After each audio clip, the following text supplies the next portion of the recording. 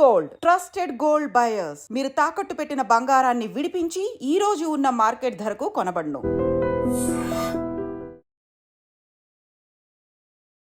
Hi hello నమస్తే, welcome back to our channel. నేను మీ వైషు.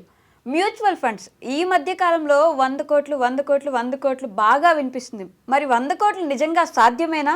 అంటే లాంగ్ టెన్యూర్లో 100 కోట్లు అవుతుంది ఒక 60-70 సంవత్సరాలకి. అంటే 60-70 సంవత్సరాలకి మనం ఉంటామా, మన పిల్లలు ఉంటారా అనే విషయం కూడా తెలియదు. అప్పటికి వాళ్ళకి ఉపయోగపడుతుందా లేదా విషయం కూడా తెలియదు. మరి ఇప్పుడు జరుగుతున్న విషయాల మీద నాతో పాటు మాట్లాడడానికి శ్రీనివాస్ గారు ఉన్నారు, మ్యూచువల్ ఫండ్స్ డిస్ట్రిబ్యూటర్. సార్తో మాట్లాడదాం. Hello sir. నమస్తే అండి. నమస్తే సార్. సో మ్యూచువల్ ఫండ్స్ అనగానే అందరికి ఒక నమ్మకం, అవును, కాబట్టి ఫస్టే దాంట్లో పెట్టాలనే ఇంట్రెస్ట్తోనే ఉంటారు. అవును. కానీ 100 కోట్లు అనే ఒక ఇది ట్రెండ్ అవుతుంది కాబట్టి 100 కోట్లు ఎంతవరకు సాధ్యం? 100 కోట్లు ఎంతవరకు సాధ్యం అంటే చాలా మందికి సాధ్యమే. ఓకే. అంటే ఆ లెవెల్లో ఇన్వెస్ట్మెంట్ కూడా చేయగలగాలి. రైట్. అంటే ఇవన్నీ కూడా మనం ఏది మాట్లాడినా మ్యాథమెటికల్ క్యాలిక్యులేషన్స్ మాత్రమే. ఓకే. ఒక అమౌంట్ని మీరు ఇన్వెస్ట్ చేసుకుంటూ వెళ్తే ఒక రేట్ ఆఫ్ ఇంట్రెస్ట్ కనుక మీకు జనరేట్ అవ్వగలిగితే మనం పెట్టిన ఇన్స్ట్రుమెంట్లో మీకు 100 కోట్లు ఈ టైంకి రీచ్ అవుతాం అనే విషయం అందరికీ తెలుసు. అది సింపుల్ క్యాలిక్యులేషనే, దాంట్లో ఏ రాకెట్ సైన్స్ కూడా లేదు. ఓకే. కాకపోతే చాలామంది ఏమంటామంటే 100 కోట్లు చేయండి, మీరు నెలకు ఒక 5,000 రూపాయలతో స్టార్ట్ చేయండి, 10,000 రూపాయలతో స్టార్ట్ చేయండి, మీరు 100 కోట్లు అయిపోతుందంటే అవుతుంది. కానీ ఎన్ని రోజులకు అవుతుంది కూడా మ్యాటరే కదా. అవి వీళ్ళకి ఉపయోగపడదు, వీళ్ళ పిల్లలకి ఉపయోగపడదు. వీళ్ళ పిల్లలకి ఉపయోగపడిన ఇన్వెస్ట్మెంట్ ఎందుకు అనేది ఇన్వెస్టర్ నుంచి స్ట్రైట్గా మనకు వచ్చే క్వశ్చన్. ఆబ్వియస్గా ఉంటారు కదా వాళ్ళు. అట్లా కాకుండా 100 కోట్లు రీచ్ అవ్వాలి, నాకు 20-25 ఇయర్స్లో రీచ్ అవ్వాలి అనుకుంటే కూడా దానికి తగ్గ ఇన్వెస్ట్మెంట్ చేయగలిగితే వాళ్ళకి 100 crores అనేది రీచ్ అవ్వచ్చు. బేసిక్గా ఈ మ్యూచువల్ ఫండ్లో మనం ఒక 12% క్యాలిక్యులేషన్ తీసుకుంటాం. ఎక్స్పెక్టెడ్ రిటర్న్ 12% కంటే ఎక్కువ అయితే ఇవాళ కొన్ని రెగ్యులేషన్స్ ప్రకారం, గైడ్లైన్స్ ప్రకారం మనం అంతకంటే ఎక్కువ ప్రొజెక్షన్ ఇవ్వలేకపోతున్నాం. ఎక్కువ రావచ్చు, కానీ మనం ప్రొజెక్షన్ అయితే అంతవరకు ఇవ్వాలి. కాబట్టి 12%తో క్యాలిక్యులేట్ చేసినా ఎవరైనా ఒక 2 లక్షల రూపాయల ఎస్ఐపి స్టార్ట్ చేసి ఒక 25 ఇయర్స్ కంటిన్యూ చేసుకుంటా దానికి అదనంగా ఎవరైనా ఒక 3.5 కోట్ల రూపాయలు కనుక ఒక లంసమ్ ఇన్వెస్ట్మెంట్ చేయగలిగితే 100 crores రీచ్ అవడం అనేది చాలా సింపుల్. 2 లక్షల ఎస్ఐపి చేయాలి, 3.5 కోట్ల రూపాయలు లంసమ్ చేయగలిగితే కనుక ఈజీనే. అట్లా కాదనుకున్నారా, ఎవరైనా హెచ్ఎన్ఐ ఉన్నారు, వాళ్ళు ఇన్వెస్ట్మెంట్ చేయగలరు, వాళ్ళకి చాలా సింపుల్. ఒక 5 నుంచి 6 కోట్ల రూపాయలు కనుక ఒక లంసమ్ ఇన్వెస్ట్మెంట్ అక్కడ పెడితే ఒక 25 ఇయర్స్ దాన్ని చూడకుండా ఉంటే వాళ్ళు 100 crores జనరేట్ చేయగలుగుతారు. మ్యాటర్ ఏంటంటే ఎవరు ఎంత ఇన్వెస్ట్ చేస్తున్నాం, ఎన్ని రోజులు హోల్డ్ చేస్తున్నాం అంది. 5,000 10,000 చేస్తారు, కానీ మరి 2-3 కోట్లు 5 కోట్లు ఒక్కటేసారి అంటే మనం టార్గెట్ పెద్దగా పెట్టుకున్నప్పుడు మన ఇన్కమ్ కూడా ఆ విధంగానే ఉండాలి. మన ఇన్కమ్ 20,000 లేదా 30,000 రూపాయలు ఉన్న ఇన్కమ్కి మనం 100 కోట్లు 200 కోట్లు అని మాట్లాడటం వల్ల పెద్దగా ఉపయోగం ఏం లేదు. అలాంటి సందర్భంలో మనం వీళ్ళందరికీ 10 కోట్ల గురించో, 1 కోటి రూపాయల గురించో ఎక్స్ప్లెయిన్ చేసి ఏ విధంగా ఉంటుందని మనం కనుక ఎక్స్ప్లెయిన్ చేస్తే వాళ్ళు దానికి తగ్గట్టుగా ప్లాన్ చేసుకుని రీచ్ అవ్వడానికి అవకాశం ఉంటుంది. జనరల్గా ఒక 20,000 రూపాయలు ఎస్ఐపి, ఇది కంఫర్ట్గానే ఉందిగా మీకు? ఇది కంఫర్ట్, అందరికీ కంఫర్ట్ ఉంటుంది. ఒక 3 నుంచి 4 లక్షల రూపాయల లంసమ్ అమౌంట్స్ ఇన్వెస్ట్ చేసి ఒక 25 సంవత్సరాలు ఉంచితే కనుక మీకు 10 కోట్లు వస్తుంది. అదే రిటర్న్, అదే క్యాలిక్యులేషన్ మీకు 1 crore కావాలంటే ఒక 2,000 ఎస్ఐపి చేయండి, ఇంకో ఒక 2 లక్షలు 3 లక్షల రూపాయలు లంసమ్ పెట్టండి, ఒక 20 సంవత్సరాలు మీరు వదిలేసేయండి. వాటిని ఎలాగ డిస్టర్బ్ చేయకుండా ఉంచండి, మీకు 1 crore రీచ్ అవ్వడం కూడా ఈజీనే. బేసిక్గా మనం ఏం మాట్లాడుకోవాలి, మన కెపాసిటీ ఎంత, మన ఇన్వెస్ట్మెంట్ ఎంత చేయగలుగుతాం, మనకున్న ఎర్నింగ్స్ ఏంటి, ఆ ఎర్నింగ్స్లోంచి ఎక్కడి నుంచి తీసుకుంటాం, ఎంత తీసుకుంటున్నాం, ఎంత ఇన్వెస్ట్మెంట్ చేస్తున్నాం, మధ్యలో వచ్చే ఛాలెంజెస్ వస్తూ ఉంటాయి, విత్డ్రాల్ చేయాల్సిన సిచ్యువేషన్స్ వస్తూ ఉంటాయి. అలాంటి సమయంలో విత్డ్రాల్ చేసిన తర్వాత కూడా మనం గోల్ రీచ్ అవ్వాలంటే ఏం చేయాలి, ఇలాంటివన్నీ క్యాలిక్యులేట్ చేసుకుంటే బాగుంటుంది. కానీ ఏదో క్లాసీగా ఉంది కదా, లేదా ఫ్యాన్సీ నెంబర్ కదా 100 crores అంటే అది యాక్చువల్గా వర్కౌట్ కాదు. ఎందుకంటే బేసిక్గా మన వాళ్ళందరూ కూడా రియల్ ఎస్టేట్ ఇన్వెస్ట్మెంట్స్ లేదా గోల్డ్ ఇన్వెస్ట్మెంట్స్ విపరీతంగా చేస్తారు. వాళ్ళకి కావాల్సిన దానికంటే చాలా ఎక్కువ ఇన్వెస్ట్మెంట్ కూడా చేస్తారు అలాంటి ఇన్స్ట్రుమెంట్స్. అలాంటి దాంట్లోంచి ఇక్కడికి ట్రాన్స్ఫర్ చేయడం కొంచెం ఇబ్బంది. ట్రాన్స్ఫర్ చేసిన తర్వాత కూడా వాళ్ళకి కాన్ఫిడెన్స్ రావాలి. మన హార్డ్ అండ్ మనీ తీసుకొచ్చి మీరు చెప్పారనో నేను చెప్పానో లేకపోతే ఇంకెవరో మంచి ప్రొఫెషనల్ అడ్వైజర్ చెప్పాడనో ఇన్వెస్ట్మెంట్ అయితే తీసుకొచ్చి అక్కడ ఇన్వెస్ట్ చేయరు. వాళ్ళకు కూడా నమ్మకం రావాలి. నమ్మకం వచ్చిన తర్వాత కనుక ఇలాంటి క్యాలిక్యులేషన్ చెప్పి ఈ విధంగా మారుతుంది అంటే 100% ఇన్వెస్ట్మెంట్ చేయడానికి వాళ్ళు మార్కెట్లో చాలా మంది సిద్ధంగానే ఉన్నారు. కానీ ఇవన్నీ మనం క్యాలిక్యులేషన్ ఎక్స్పెక్టేషన్స్ గురించి మాట్లాడుకున్నాం ఇప్పుడు దాకా. కానీ రియాలిటీ ఏంటి? ఈ మధ్య పైగా బాగా ట్రెండ్ అవుతుంది మ్యూచువల్ ఫండ్. ఈ మధ్య బాగా ట్రెండ్ అవుతుంది. రియాలిటీ ఒక 1000 రూపాయలు ఒక 25 years నుంచి కంటిన్యూగా ఇన్వెస్ట్మెంట్ చేసుకుంటూ వచ్చినట్టు ఈరోజు వాళ్ళ వాల్యూ 64 లక్షల రూపాయలు. అంటే ఇదే 10,000 రూపాయలు కనుక అతని ఇన్వెస్ట్మెంట్ 2000 జనవరి నుంచి కనుక ఈ రోజు వరకు ఇన్వెస్ట్మెంట్ చేసుకుంటూ వచ్చినట్టయితే వాళ్ళ 66,40,00,000 రూపాయలు. అదే 20,000 అన్నప్పుడు 12 కోట్లు వస్తుంది కదా. అంటే ఇది 19% CAGRలో ఒక ఫండ్ జనరేట్ చేసిన రిటర్న్. ప్రూవెన్ స్ట్రాటజీ అనమాట. యాక్చువల్గా మన ఎక్స్పెక్టెడ్ రిటర్న్స్ కాదు ఇవి. 2020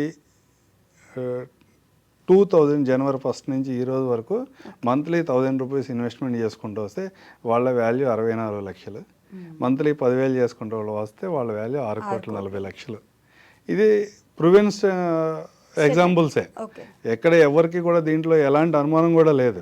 కానీ ఇన్వెస్ట్మెంట్ చేస్తున్నామా చేయట్లేదా అని అన్నప్పుడు రకరకాల ఎమోషన్స్ క్యారీ అవుతూ ఉంటాయి.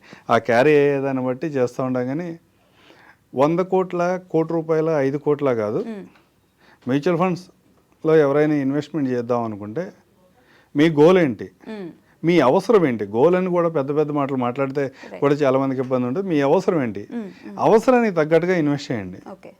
సపోజ్ మీ రిటైర్మెంట్కి నాకు వచ్చేప్పటికి ఒక 4 లక్షల రూపాయలు మంత్లీ శాలరీ కావాలి, నాకు 60 నుంచి 80s వరకు అని మీరు ఎక్స్పెక్ట్ చేస్తుంటే ఆ 4 లక్షలు రావాలంటే ఎలాంటి స్ట్రాటజీస్ ఉన్నాయి?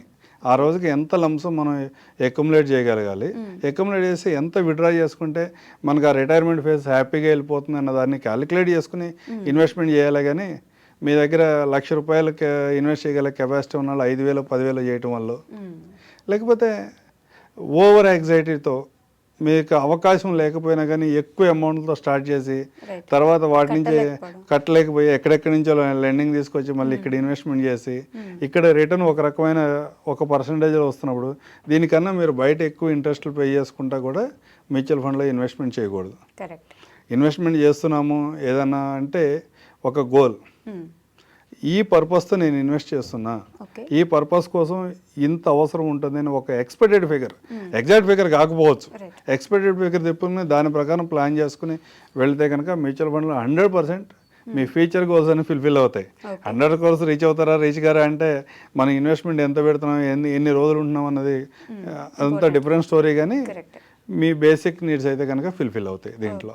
కానీ మామూలుగానే మ్యూచువల్ ఫండ్స్ అంటే ఇప్పుడు మామూలుగా ఫస్ట్ నుంచి కూడా భూమి మీద, బంగారం మీద పెట్టుకుంటే ఎప్పటికైనా వాల్యూ పెరుగుతూ ఉంటుంది కదా అని మన దగ్గర లేకపోతే ఈఎంఐలైనా కడతాం కానీ భూమి కొనుక్కుంటాం, బంగారం కొనుక్కుంటాం అనే దాని మీద ఎక్కువ దృష్టి ఉంటుంది. సో మ్యూచువల్ ఫండ్స్ మీదకి ఎందుకు దృష్టి సారించాలి అంటే ఏం చెప్తారు? ఒక చిన్న ఉదాహరణ చెప్తాను. చెప్పండి. హైదరాబాద్లో housing board colony, KBH Kukatpally housing board colony ఒక ఫేమస్ ఏరియా. కరెక్ట్. 1995 ఆ ఏరియాలో ఒక 4 లక్షల రూపాయలు పెట్టి అపార్ట్మెంట్ కొంటే, 4 లక్షలు పెట్టి అపార్ట్మెంట్ కొంటే ఈరోజు అదే అపార్ట్మెంట్ని దగ్గర అతను 60 లక్షలకు అమ్ముకున్నాడు. మంచి రిటర్న్ మీకు కనబడుతుంది. ఓన్లీ 4 lakhs ఇన్వెస్ట్ చేశాడు, దగ్గర 60 lakhsకి అమ్ముకున్నాడు. అంతేకాదు ఆ అపార్ట్మెంట్ని డే 1 నుంచి అతను టెనెంట్స్కి ఇచ్చాడు. అక్కడ నుంచి రెంటల్ ఇన్కమ్ జనరేట్ అయింది. దాని నుంచి కూడా రెంటల్ ఇన్కమ్ జనరేట్ అయిన ఇన్కమ్ను కూడా వేరే చోట ఇన్వెస్ట్ చేశాడు. ఆ ఇన్వెస్ట్మెంట్ వాల్యూ కూడా కలిపితే 1,20,00,000 వచ్చింది. అంటే ఒక 4 లక్షలు ఇన్వెస్ట్మెంట్ చేస్తే 1,20,00,000 ప్లస్ 60 లక్షలకు అమ్ముకున్నాడు. 1,80,00,000 రిటర్న్ వచ్చింది. చూడటానికి బాగుంది, వింటానికి బాగుంది కదా. ఇదే 4 లక్షల రూపాయలని కనుక 1995లో అతను ఏదన్నా మ్యూచువల్ ఫండ్లో ఇన్వెస్ట్ చేసినట్టయితే, డైవర్సిఫైడ్ ఈక్విటీ మ్యూచువల్ ఫండ్లో ఇన్వెస్ట్ చేసినట్టయితే అతను ఈ 25-30 yearsలో అతను ఏ యాక్టివిటీ చేయకుండా కూడా అతనికి 6-6.5 కోట్లు వచ్చేది. ఇది తేడా ఇండియన్ మ్యూచువల్ ఫండ్స్కి వేరే అసెట్ క్లాసెస్కి ఉన్న తేడా. అంటే 100% మీ అమౌంట్ మొత్తం తీసుకొచ్చి మ్యూచువల్ ఫండ్లో ఇన్వెస్ట్మెంట్ చేయమంటారంటే అలా ఎవరని చెప్పం. ఓకే. కానీ కొంత పార్ట్ మీ నెట్వర్త్లోంచి ఒక 20-30% మ్యూచువల్ ఫండ్ లాంటి అసెట్ క్లాస్లో ఇన్వెస్ట్ చేస్తే మీకు ఆల్టర్నేటివ్గా గోల్డ్, రియల్ ఎస్టేట్, ఈ రెండే కదా ఆల్టర్నేటివ్ ఇన్వెస్ట్మెంట్స్ మనకి ఈ రోజుకి కూడా. వీటన్నిటికంటే కూడా మ్యూచువల్ ఫండ్లో ఎక్కువ రిటర్న్ ఉంటుంది. దానితో పాటు లిక్విడిటీ, ఏదైనా ఒక మంచి అమౌంట్ని అక్యుములేట్ చేశారు, లైఫ్ సైకిల్స్లో రకరకాల అవసరాలు వస్తూ ఉంటాయి.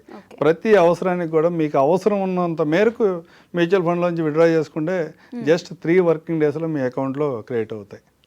ఈ అవకాశం కూడా ఉంది కదా. అందుకనే మ్యూచువల్ ఫండ్ చాలా కంఫర్టబుల్గా ఉంటుంది. మీ నెట్వర్త్లో ఒక 20% మ్యూచువల్ ఫండ్ లాంటి అసెట్ క్లాసులు ఇన్వెస్ట్ చేసుకోమని మనం చెప్తా ఉంటాం. ఇవి పాజిటివ్స్. మరి నెగిటివ్స్ ఏంటి సార్? నెగిటివ్స్ ఏంటి అంటే మార్కెట్స్ ఎప్పుడు కూడా నేను ఏదైతే చెప్తున్నానో ఈ 10%, 12%, 15% స్ట్రైట్ రిటర్న్స్ అయితే ఉండవు. కరెక్ట్. అప్ అండ్ డౌన్స్ ఉంటాయి. ఒక మనం ఈసీజీ తీస్తే అప్ అండ్ డౌన్స్ ఎలా వస్తాయో మార్కెట్ కూడా అలాగే మూవ్ అవుతూ ఉంటుంది. ఆ మూవ్ అవుతున్న సందర్భంలో ఏదైనా వరస్ట్ ఫేజ్ ఉంటే ఆ వరస్ట్ ఫేజ్లో మీరు మనీ విత్డ్రా చేయకుండా ఉండగలగాలి. ఎంత వరస్ట్ ఫేజ్ అయినా అట్లా ఉంచాలి. ఎంత వరస్ట్ ఫేజ్ అయినా మీ దగ్గర ఏమన్నా ఉండి అక్యుములేట్ చేయగలిగితే యాడ్ చేయగలగాలి, లేదా అక్కడ ఉండండి. ఈ వరస్ట్ ఫేజ్లో ఏదైతే మీరు ఇంట్రెస్ట్ లాస్ అవుతున్నాం అనుకుంటున్నారో ఆ అమౌంట్, ఆ ఫేజ్లో ఉన్న ఇంట్రెస్ట్ని కూడా రికవర్ చేసుకుంటా మీకు మార్కెట్ రిటర్న్ జనరేట్ చేసేది. లాస్ట్ 30-40 ఇయర్స్గా మార్కెట్ చెప్తుంది అదే. సో ఉంటాయి, మొత్తానికి అలా ఉంచి పెట్టుకుంటే కొంచెం లాభమే వస్తుంది అంటారు. కొంచెం లాభం కాదు. మీరు ఏ అసెట్ క్లాస్ చాలా బ్రహ్మాండంగా రిటర్న్ జనరేట్ చేస్తున్నాయి అని నమ్ముతున్నారు, వాటితో పాటుగా కానీ లేకపోతే వాటికన్నా డబుల్ రిటర్న్ కానీ. రియల్ ఎస్టేట్, గోల్డ్ అంటే రియల్ ఎస్టేట్కి ఆల్మోస్ట్ ఈక్వల్గా, హైదరాబాద్ రియల్ ఎస్టేట్తో పోల్చుకుంటే ఆల్మోస్ట్ ఈక్వల్గానే రిటర్న్ జనరేట్ చేస్తుంది. గోల్డ్ కన్నా 4-5% ఎక్కువ రిటర్న్ జనరేట్ చేస్తుంది. అట్లాగే ఫిక్స్డ్ డిపాజిట్ లాంటి గ్యారెంటెడ్ స్కీమ్స్తో పోల్చుకుంటే డబుల్ రిటర్న్ జనరేట్ చేస్తుంది. కానీ వాలటాలిటీ ఉంటుంది. ఆ వాలటాలిటీని అర్థం చేసుకుని ఎప్పుడైనా మార్కెట్ అంత కంఫర్ట్గా లేని పరిస్థితులు వెయిట్ చేయగలగాలి, కానీ కంగారు పడి బయటకు వెళ్ళొద్దు అనేది చెప్తాం. అయితే రోహిత్ శర్మ యాడ్ చేసి ఉంటాడు, లిఫ్ట్ నీ లిఫ్ట్ వచ్చినప్పుడే వెళ్తావు కానీ ముందు వెళ్ళిపోతావా లిఫ్ట్ ఓపెన్ అయిందని. అది అంతేనా సార్? అంతే. వెయిట్ చేయగలగాలి. అంటే మీ అవసరం కోసం ఇన్వెస్ట్మెంట్ చేసాం మనం. అవసరం ఏది ఉందో అవసరం వచ్చే వరకు వెయిట్ చేయి. సపోజ్ మీకు ఒక 10 crores టార్గెట్తో వాళ్ళ ఇన్వెస్ట్మెంట్ స్టార్ట్ చేసాం. ఒక 2 years ఇన్వెస్ట్మెంట్ చేశారు, ఒక 3 lakhs 4 lakhs ఇన్వెస్ట్ చేశారు. 3 lakhs 5 lakhs వస్తే అయితే మీకు వచ్చే ఉపయోగం ఏంటి? లేకపోతే 3 lakhs 2 lakhs అయినందువల్ల మీకు వచ్చే నష్టం ఏంది? మీ లైఫ్ స్టైల్ ఎలాంటి ఇబ్బంది లేదు కదా. అనవసరమైన వాటికి టెంప్ట్ అవ్వద్దు. అంటే ఇలాంటి మార్కెట్లో ఇవాళ విపరీతమైన డేటా షేర్ అవుతూ ఉంటుంది.